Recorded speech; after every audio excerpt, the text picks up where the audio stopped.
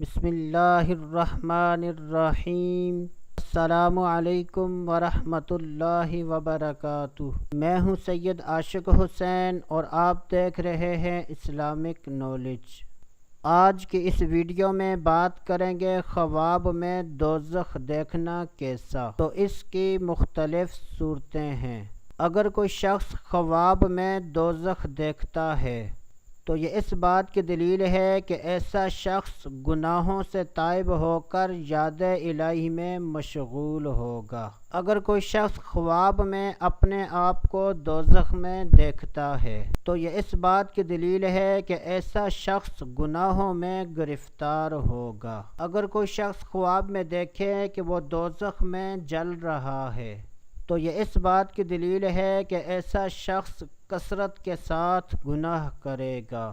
اگر کوئی شخص خواب میں دیکھے کہ اس شخص کو دوزخ سے خلاصی مل چکی ہے تو یہ اس بات کی دلیل ہے کہ ایسا شخص غموں سے نجات حاصل کرے گا۔ اگر کوئی شخص خواب میں دوزخ کا فرشتہ دیکھتا ہے تو یہ اس بات کی دلیل ہے کہ ایسا شخص غم و مصیبت میں مبتلا ہوگا۔